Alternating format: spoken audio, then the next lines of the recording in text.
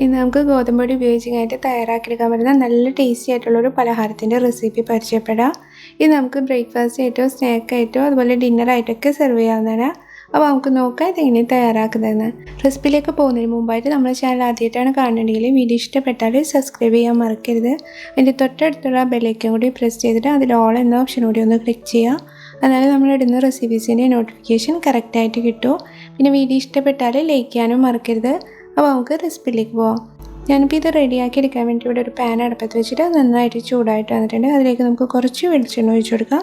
വെളിച്ചെണ്ണ നന്നായിട്ടൊന്ന് ചൂടായിട്ട് വന്നാൽ നമുക്കിതിലേക്ക് ഒരു സബോള അരിഞ്ഞതും ഒരു ചെറിയ ക്യാപ്സിക്കം അരിഞ്ഞതും പിന്നെ കുറച്ച് വേപ്പിൻ്റെ ഇലയും ഒരു 3-4 പച്ചമുളക് അരിഞ്ഞതും കൂടി ഇതിലേക്ക് ചേർത്ത് കൊടുക്കാം. അതിൻ്റെ ഒപ്പം തന്നെ ഇതിലേക്ക് ആവശ്യത്തിനുള്ള ഉപ്പും കൂടിയും ചേർത്ത ശേഷം ഈ സബോളയും ക്യാപ്സിക്കം നന്നായിട്ടൊന്ന് സോഫ്റ്റ് ആയിട്ട് വരുന്ന വരെ നമുക്കിതൊന്ന് വഴറ്റി കൊടുക്കാം.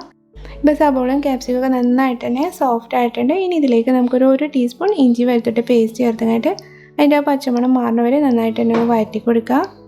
ഇഞ്ചി വെളുത്തുള്ളിയൊക്കെ നന്നായിട്ട് വഴണ്ടി വന്നാൽ നമുക്കിതിലേക്ക് ഒരു 1/2 ടീസ്പൂൺ മുളക് പൊടി, ഒരു 1/4 ടീസ്പൂൺ മഞ്ഞൾപ്പൊടി, പിന്നെ ഒരു 3/4 ടീസ്പൂൺ ഗരം മസാലപ്പൊടി കൂടി ചേർത്തങ്ങായിട്ട് ആ മസാലക്കത്ത് മാറുന്ന വരെ നന്നായിട്ട് തന്നെ ഒന്ന് വഴറ്റി കൊടുക്കുക.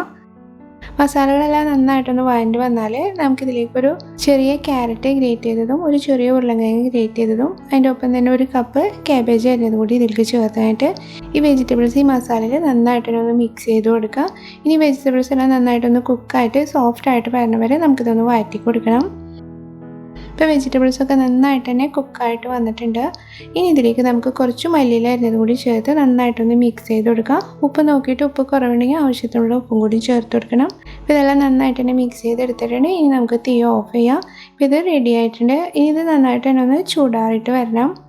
ഇപ്പോൾ നമ്മുടെ മസാലയൊക്കെ നന്നായിട്ട് ചൂടാറി വന്നിട്ടുണ്ട്. ഇനി ഇതിലേക്ക് നമുക്കൊരു 1.5 കപ്പ് ഗോതമ്പ് പൊടി ചേർത്ത് കൊടുക്കാം. അതിൻ്റെ ഒപ്പം തന്നെ നമുക്കിതിലേക്ക് ഒരു 1.5 ടേബിൾ സ്പൂൺ എള്ളും കൂടി ചേർത്ത് കൊടുക്കുക. ഏതെള്ളായാലും കുഴപ്പമില്ല. ഞാനിപ്പോൾ ഇവിടെ വെളുത്ത എള്ളാണ് എടുത്തിട്ടുള്ളത്. ഇനി ഇതിലേക്ക് നമുക്കൊരു 1 കപ്പ് അധികം പുളിയില്ലാത്ത തൈര് ചേർത്ത് കൊടുക്കുക. പുളി കൂടുതലുള്ള തൈരാണെങ്കിൽ അതനുസരിച്ച് അഡ്ജസ്റ്റ് ചെയ്തിട്ട് ചേർത്ത് കൊടുത്താൽ മതി. ഇനി ഇതിലേക്ക് കുറച്ച് ഉപ്പും കൂടി ഞാൻ ചേർത്ത് കൊടുക്കേണ്ടത്. നമ്മൾ മസാലയിൽ ഓൾറെഡി ഉപ്പ് ചേർത്തിട്ടുണ്ടായിരുന്നു. അപ്പോൾ പൊടിയിലേക്ക് ആവശ്യമായിട്ടുള്ള കുറച്ച് ഉപ്പും കൂടി ഇതിലേക്ക് ചേർത്ത് കൊടുക്കുക. ഇനി ഇതിലേക്ക് ആവശ്യത്തിനുള്ള വെള്ളം ഒഴിച്ച് കഴിഞ്ഞിട്ട് ഇത് നന്നായിട്ട് തന്നെ ഒന്ന് മിക്സ് ചെയ്തെടുക്കുക. ഞാനിപ്പോൾ ഇതിലേക്ക് ഒരു 1.5 കപ്പോളം വെള്ളം ചേർത്തത് നന്നായിട്ടൊന്ന് മിക്സ് ചെയ്ത് എടുത്തിട്ടുണ്ട്. ഈ ഒരു കൺസിസ്റ്റൻസിയിൽ എടുത്താൽ മതി. ഇപ്പോൾ നമ്മൾ ബാറ്റർ റെഡി ആയിട്ടുണ്ട്. അപ്പോൾ നമുക്കിതൊന്ന് തയ്യാറാക്കിയെടുക്കാം. അതിനായിട്ട് ഞാനിവിടെ ഒരു പാൻ അടുപ്പത്ത് വെച്ചിട്ട് അത് നന്നായിട്ട് ചൂടായിട്ടുണ്ട്. അതിലേക്ക് നമുക്ക് കുറച്ച് നെയ്യ് ചേർത്ത് കൊടുക്കാം. നെയ്യ് ജസ്റ്റ് എല്ലാ ഭാഗത്തുനിന്ന് സ്പ്രെഡ് ചെയ്ത ശേഷം നമ്മൾ റെഡിയാക്കിയെടുത്ത ബാറ്ററിൽ നിന്നൊരു കയ്യിൽ മുഴുവനായിട്ട് ഞാൻ ഇതിലേക്ക് ഒഴിച്ചു കൊടുക്കുന്നുണ്ട്. എന്നിട്ട് ജസ്റ്റ് കയ്യിൽ വെച്ച് തന്നെ ജസ്റ്റ് ഒന്ന് പ്രസ് ചെയ്ത് കഴിഞ്ഞിട്ട് ഈ രീതിയിലൊന്ന് സ്പ്രെഡ് ചെയ്ത് കൊടുക്കുക. പരത്തി കൊടുക്കണ്ട, അപ്പോൾ ചിലപ്പോൾ പൊട്ടിപ്പോവും. ഈ രീതിയിൽ ജസ്റ്റ് ഒന്ന് ചെറുതായിട്ടൊന്ന് പരത്തിയെടുത്താൽ മതി. അടച്ചൊന്നും വെക്കേണ്ട, തുറന്ന് വെച്ച് തന്നെ കുക്ക് ചെയ്തെടുത്താൽ മതി. 2 സൈഡ് നല്ലൊരു ബ്രൗൺ കളർ ആവണ വരെ നമുക്കിതൊന്ന് കുക്ക് ചെയ്തെടുക്കണം. ഇപ്പോൾ അടിവശം ഒന്ന് കുക്കായിട്ടുണ്ട്. അപ്പോൾ ഇത് മറിച്ചിടുന്നതിന് മുന്നായിട്ട് ഇതിൻ്റെ മുകളിൽ കുറച്ച് നെയ്യൊന്ന് ഈ രീതിയിലാക്കിയതിന് ശേഷം നമുക്കിതൊന്ന് മറിച്ചിട്ട് കൊടുക്കാം. ഇപ്പോൾ 2 സൈഡും നന്നായിട്ട് തന്നെ കുക്കായിട്ടുണ്ട്. ഇനി നമുക്കിത് ഇതിൽ നിന്ന് മാറ്റിക്കൊടുക്കാം. അപ്പോൾ ഇത്രയേ ഉള്ളൂ. നല്ല ടേസ്റ്റി ആയിട്ടുള്ള നല്ല സോഫ്റ്റ് ആയിട്ടുള്ള ഒരു അപ്പമാണ്.